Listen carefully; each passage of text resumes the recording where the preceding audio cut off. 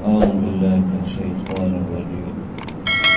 بسم الله الرحمن الرحيم.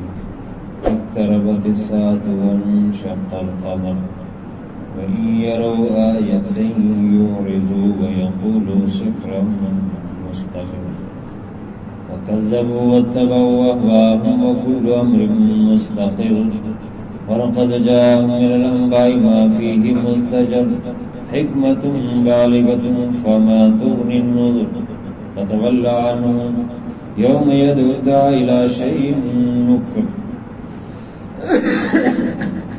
خشعت أبصارهم يخرجون من الأجداث كأنهم جراد منتشر مهطعين إلى الداع يقول الكافرون هذا يوم عسر. صدق اللہ العظیم.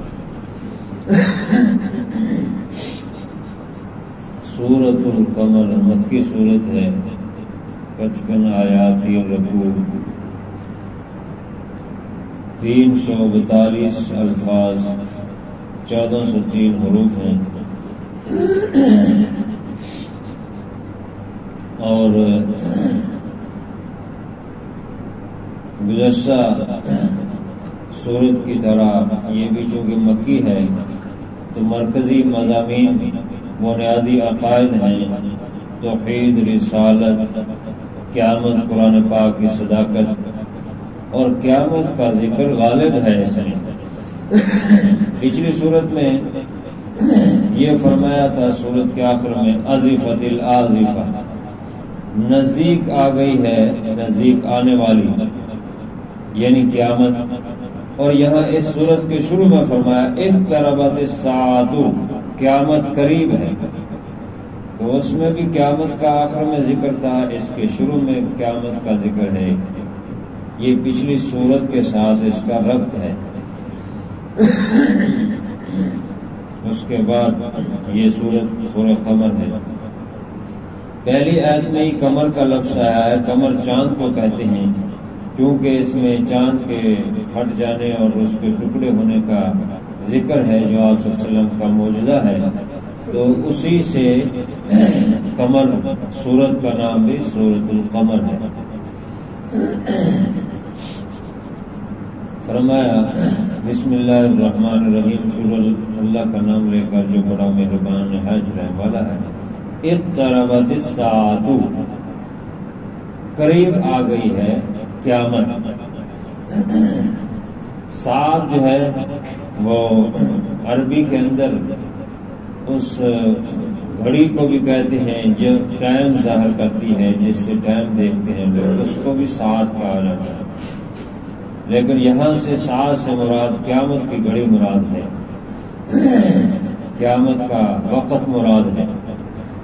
اور قریب ہونے کا مطلب یہ ہے کہ اللہ تعالیٰ نے یہ جو دنیا کا سلسلہ بنایا، آدم علیہ السلام کو جو سب سے پہلے انسان اور سب سے پہلے نبی تھے ان سے سلسلہ شروع کیا حضرت محمد مصطفیٰ صلی اللہ علیہ وسلم تک. یہ نبوت کا جو سلسلہ تھا یہ مکمل ہو گیا. اب کوئی نیا نبی نہیں آئے گا، اب قیامت ہی آئے گی. اس لیے آپ صلی اللہ علیہ وسلم نے شہادت کی انگلی اور درمیانی انگلی دونوں کو ملا کر اشارہ کر کے فرمایا کہ آنا والساعۃ کہاتین، میں اور قیامت اس طرح ان دو انگلیوں کی طرح ہے کہ درمیان میں کوئی نبی نہیں. اب میرے بعد قیامت ہی آئے گی، نبی نہیں آئے گی. تو گویا کہ یہ بھی ایک قیامت کی علامت. قیامت کی بہت ساری علامات جو ہے نشانیاں ذکر کی ہیں، بڑی بڑی نشانیاں بھی ہیں، چھوٹی بھی ہیں. تو یہ شق القمر جو ہے چاند کے دو حصے ہونا، یہ بھی قیامت کی علامت اور نشانی ہے. اس لیے فرمایا کہ قیامت قریب ہے. وانشق القمر، اور چاند پھٹ گیا، ٹکڑے ہو گیا، دو حصے ہو گیا. قدیم یونانی وغیرہ جو ہے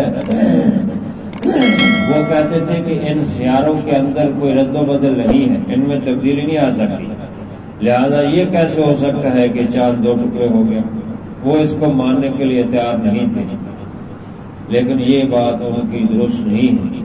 اور پھر کہتے تھے کہ اتنا بڑا واقعہ پیش آیا، کوئی تاریخ میں بھی اس کا ذکر نہیں ہے. پہلی بات تو یہ ہے، جب رب کائنات نے جو خالق ہے اس نے فرما دیا تو اس معجزے کا ذکر کر دیا تو حقیقت میں یہی ہے اور یہ سچ ہے کہ ایسا ہوا ہے۔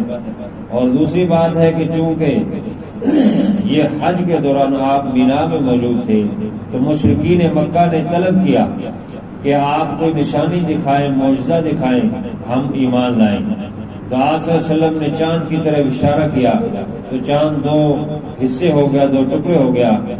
جو پہاڑ تھا اس سے ایک مشرق کی طرف حصہ گر گیا، دوسرا مغرب کی طرف۔ لیکن انہوں نے ماننے کی بجائے وہاں بھی انکار کر دیا کہ ہم یہ کہتے ہیں کہ یہ جادو ہے۔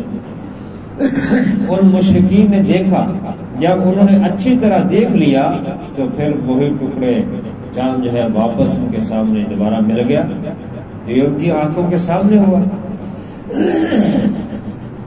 اور رات کا چونکہ وقت تھا تو اس لیے سب تو جو ہے وہ ہر وقت چاند کی طرف نہیں دیکھ رہے، اور ساری دنیا میں رات بھی نہیں تھی، کہیں دن تھا۔ ظاہر ہے ایک ہی وقت میں پوری دنیا میں رات تو نہیں ہوتی، تو اس لیے ہر وقت ہر کوئی چاند کی طرف تو نہیں دیکھ رہا ہوتا۔ نہ ہی پہلے کوئی تاریخ بتائی گئی تھی کہ فلاں تاریخ کو جو ہے چاند کے دو ٹکڑے ہوں گے، اس کا معجزہ ظاہر ہوگا۔ لہذا اس لیے ایسی تو یہ اعتراض، پہلی تو صورت یہ ہے کہ یہ اعتراض بنتا ہی نہیں ہے۔ اور تاریخ کا جو کہا گیا ہے، تاریخ میں بھی حالانکہ یہ ذکر ہے اس وقت جو یہاں پر خلجیوں کے علاقے میں جو ایک شخص تھا محمد قاسم فرشتہ، اس نے تاریخ لکھی ہے، اس کتاب کا نام ہے تاریخ فرشتہ۔ اس کے اندر اس نے یہ لکھا ہے کہ جو مالابار کا راجا تھا وہ رات کے وقت اسی رات اپنی ایک محفل میں تھا، اس راجا کے ساتھ اس کی رانیاں بھی تھی، تو اس نے یہ دیکھا کہ رات کے وقت جو ہے چاند دو ٹکڑے ہوا، تو اس نے اس بات کو نوٹ کر لیا اپنی ڈائری کے اندر۔ تو پھر بعد میں ایک صحابی حضرت حبیب بن مالک رضی اللہ تعالیٰ عنہ مالابار کے علاقے میں تجارتی سفر پر آئے، تو انہوں نے راجا نے ان سے پوچھا کہ کیا ایسے ہو سکتا ہے کہ میں نے اس طرح دیکھا ہے چاند دو ٹکڑے ہوئے، یہ کیسے ہو سکتا ہے؟ تو انہوں نے حضرت حبیب بن مالک رضی اللہ تعالیٰ نے فرمایا کہ ہاں یہ واقعہ مشہور ہے اور 10 صحابہ سے منقول ہے، اور جہاں جو اس وقت موجود تھے انہوں نے دیکھا، تو راجا اپنی رانیوں کے ساتھ ایمان لے آیا اور مسلمان ہو گیا۔ تو یہ تاریخ میں بھی ذکر ہے، دنیا کے اس طرح بعض قافلوں نے بھی آتے ہوئے دیکھا۔ ہاں البتہ یہ ہے کہ سب تو نہیں دیکھ سکتے تھے، جو قافلے تجارتی آ جا رہے تھے ان میں سے بعض نے کہا دیکھا، بعض نے کہا نہیں دیکھا۔ تو جن کی توجہ تھی انہوں نے دیکھا، جنہوں نے نہیں خیال کیا انہوں نے نہیں خیال کیا۔ تو اس لیے یہ تاریخ میں بھی ذکر ہے، اور ایسا ممکن ہے کہ چاند جو ہے وہ دو ٹکڑے ہو جائے، کیونکہ اللہ تعالیٰ کا حکم ہے۔ اور قیامت کا چونکہ ذکر بھی ہے یہاں پہ، تو قیامت کی یہ علامت کے طور پہ بھی ذکر کیا گیا ہے، اور بھی بہت ساری قرب قیامت جو ہے علامات آئیں گی۔ آپ صلی اللہ علیہ وسلم کا تشریف لانا یہ بھی قیامت کی علامت ہے کہ آپ قیامت قریب ہے۔ اور اسی طرح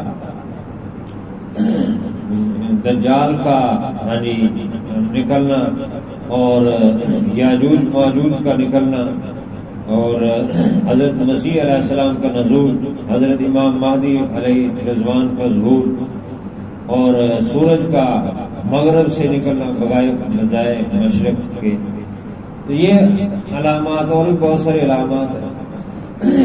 تو اس لیے یہ حقیقت ہے کہ ایسا ہوا، تو اس لیے فرمایا کہ قیامت قریب ہے، کیونکہ چاند کو ذکر کرنے کا مقصد یہ معجزہ ذکر ہے کہ جیسے یہ اچانک ہوا، اللہ کے نبی نے اشارہ کیا اور چاند دو ٹکڑے ہوگا، قیامت بھی اسی طرح اچانک آئے گی، اس کے وہ بتا کے نہیں آئے گی کہ اب قیامت آ رہی تیار ہو جاؤ، اچانک ہی آئے گی۔ وَإِن يَرَوْا آيَةً يُعْرِضُوا، اگر وہ دیکھتے ہیں کسی نشانی کو تو یورزو وہ اعراض کر لیتے ہیں، مشرکین منہ پھیر لیتے ہیں، وَيَقُولُوا سِحْرٌ مُسْتَمِرٌ اور کہتے ہیں کہ یہ جادو ہے جو ہمیشہ کا چلا رہا، پہلے لوگ بھی جادو کرتے تھے، یہ بھی اسی طرح کا جادو ہے، تو اس حقیقت کو ماننے کے لیے تیار نہیں ہوئے۔ وَكَذَّبُوا وَاتَّبَعُوا أَهْوَاءَهُمْ اور انہوں نے جھٹلایا، اپنی خواہشات کی پیروی کی، تو خواہشات کی جو پیروی کرتے ہیں وہ تباہی اور بربادی مول لیتے ہیں۔ وَكُلُّ أَمْرٍ مُسْتَقِرٌ اور ہر کام کا وقت مقرر ہے، لہذا قیامت کا بھی وقت مقرر ہے اللہ کے ہاں، اور اللہ تبارک و تعالیٰ کی طرف سے جب حکم ہوگا تو اس وقت قیامت آ جائے گا۔ وَلَقَدْ جَاءَهُم مِّنَ الْأَنبَاءِ مَا فِيهِ مُزْدَجَرٌ اور البتہ تحقیق آئی ہے ان کے پاس خبروں میں سے وہ خبر ما فیہ مزدجر جس میں ان کے لیے ڈانٹ زجر ہے، اس میں توبیخ ہے، لیکن پھر بھی ماننے کے لیے تیار نہیں۔ پہلے لوگوں کے حالات ان کے سامنے ہیں، ان قوموں کا اللہ تعالیٰ نے ذکر فرمایا ہے، اور اسی طرح قیامت کی گھڑی بھی بڑی سخت ہوگی، وہ بھی ایک ڈانٹ اور زجر ہوگی۔ تو پہلے قوموں کے حالات پڑھ کر بھی ان کو اس زجر اور توبیخ سے جو ہے عبرت حاصل کرنی چاہیے، اور قیامت سے بھی ڈرنا چاہیے۔ حکمت بالغہ یہ اللہ تعالیٰ کی حکمت پہنچ ہوئی حکمت ہے، فما تغنی النذر بس ڈرانے والے کو کفایت نہیں کرے گا۔ جو فائدہ نہیں حاصل کرنا چاہتا ان انذار سے اور ان نصیحت کی باتوں سے، قرآن پاک کی حکمت کے انتہا کو پہنچی باتوں کو، ان کو فائدہ نہیں دے گا، ان کو کچھ فائدہ نہیں ہوگا۔ البتہ جو اس سے عبرت حاصل کرے اور فائدہ حاصل کرنا چاہے اس کو فائدہ ہوگا۔ فَتَوَلَّ عَنْهُمْ لہذا جی اگر نہیں مان رہے تو آپ ان سے اعراض کیجیے، منہ پھیر اپنا کام کرتے جائیے، لیکن نہیں مانتے تو اس طرف آپ توجہ نہ کریں۔ یوم یدعو الداعی الی شیء نکر جس دن بلانے والا بلائے گا ایک ایسی چیز کی طرف جو انوکھی ہوگی، غیر مانوس انوکھی اوپری چیز ہوگی، اس طرف بلائے گا۔ بلانے والا کون ہے؟ وہ اسرافیل جو سور لے کر کھڑے ہیں، وہ آواز دیں گے اور اس سور میں پھونکیں گے تو آواز آئے گی، اور وہ قیامت جو ہے اس کے برپا ہونے کی۔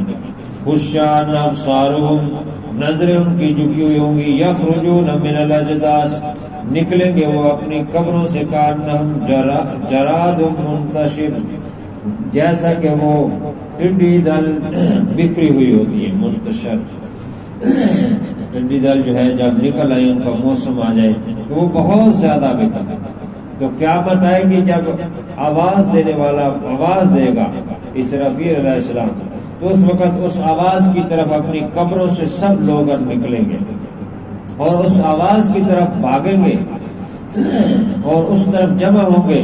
تو یہ جیسے ٹڈی دل جو ہے، یعنی اتنی کثرت کے ساتھ لوگ اپنی قبروں سے، ظاہر ہے آدم علیہ السلام سے لے کر قیامت تک کے آخری انسان تک سارے ہی یکدم نکلیں گے، تو سب جو ہے ان کا رش ہوگا اس طرح بکھرے ہوئے، تو قیامت آ جائے، قیامت برپا ہوگی۔ مہتین الی الداعی دوڑتے ہوئے آئیں گے اس بلانے والے کی طرف، اس کی طرف دوڑیں گے جو آواز آئے گی، اس آواز کی طرف۔ یقول الکافرون ھذا یوم عسیر کافر کہیں گے یہ بڑا سخت دن ہے، بہت تنگ دن ہے کہ اتنی سختی ہو رہی ہے۔ ایک وقت میں تو سب پر ہی سختی ہوگی، لیکن پھر ایک وقت چونکہ قیامت کا دن بہت بڑا ہے، اس میں مختلف حالات پیدا ہوں گے، تو ایک وقت آئے گا کہ ایمان والوں کے لیے آسانی ہو جائے گی، ان کو سکون اور اطمینان ملے گا، جیسا کہ اللہ تعالیٰ فرماتے ہیں لا خوف علیہم ولا هم یحزنون، ان پر نہ خوف نہ غم ہوگا۔ اور لیکن جو کافر ہیں ان کے لیے تو ہر وقت سختی سے سختی جو ہے وہ دن بدن وقت و وقت جو ہے ان کے لیے سختی بڑھتی جائے گی، تو وہ اس وقت پکار کر کہیں گے کہ یہ بڑا سخت دن ہے۔ تو یوں اللہ تبارک و تعالی نے دنیا میں ان چیزوں کی طرف توجہ دلائی تاکہ اس دن سے پہلے ہی تیاری اس کی کر لیں. اللہ تعالیٰ عمل کی توفیق عطا فرمائے. الحمدللہ رب العالمین والعاقبۃ للمتقین والصلاۃ والسلام علی سید رسول اللہ. ربنا آتنا فی الدنیا حسنۃ وفی الآخرۃ حسنۃ وقنا عذاب النار. اللهم اشف مرضانا ومرضى المسلمین. یا اللہ اپنی رحمت سے ہماری حاضری کو قبول فرما، جو کمی رہ گئی اپنے فضل سے معاف فرما، بیماروں کو شفا عطا فرما. وصلی اللہ تعالی علی